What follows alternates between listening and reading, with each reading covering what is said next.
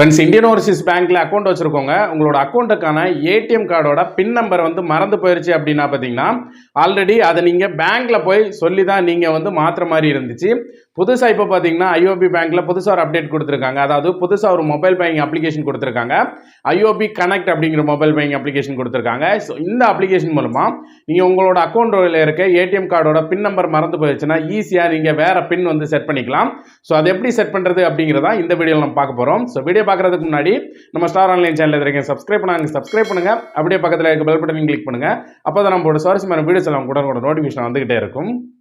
IOB bank தரப்பில் இப்போ புதுசாக கொடுத்துருக்க மொபைல் பேங்கிங் அப்ளிகேஷனான ஐஓபி கனெக்ட் அப்ளிகேஷன் ஓப்பன் பண்ண இன்டர்ஃபேஸ் இந்த மாதிரி தான் இருக்கும். இதில் டாப்பில் கார்ட்ஸ் ஆப்ஷன் இருக்கும்.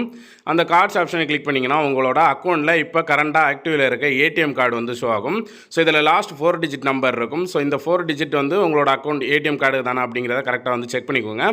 செக் பண்ணிவிட்டு நீங்கள் உங்களோட ஏடிஎம் கார்டோட நம்பர் இருக்கும், கீழே உங்களோட அக்கௌண்ட் நம்பர் இருக்கும்.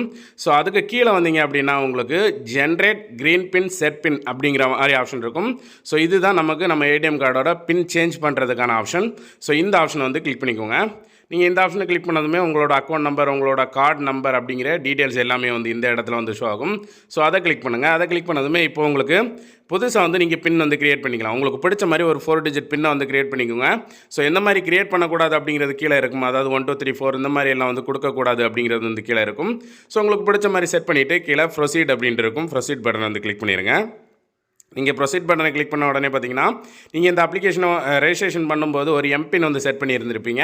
அந்த எம்பினை வந்து என்டர் பண்ணி கீழே ப்ரொசீட் இருக்கும். ப்ரொசீட் பட்டனை வந்து கிளிக் பண்ணிக்கோங்க.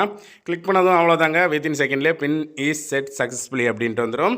உங்களுக்கு ஈஸியாகவே உங்களோட அக்கௌண்ட்டுக்கான பின் நம்பரை வந்து உங்களோட ஏடிஎம் கார்டுக்கான பின் நம்பரை வந்து ஈஸியாக இந்த மாதிரி சேஞ்ச் பண்ணிக்கலாம்.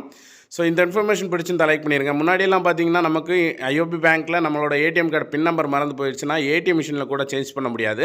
பேங்க்கில் போய் தான் சொல்லி தான் சேஞ்ச் பண்ண முடியும். ஸோ இப்போ கொடுத்துருக்க அப்டேட்டில் ஜஸ்ட் நம்மளோட கையில் இருக்க மொபைல் மூலமாகவே ஏடிஎம் கார்டோட பின் நம்பர் மறந்தால் சேஞ்ச் பண்ணுற மாதிரி அப்டேட் கொடுத்துருக்காங்க. இதை பற்றி நீங்கள் என்ன நினைக்கிறீங்க அப்படிங்கிறது கீழே கமெண்ட் செக்ஷனில் சொல்லுங்கள். மீண்டும் இதே மாதிரி இன்ஃபர்மேஷனில் சந்திக்கிறேன். தேங்க்யூ.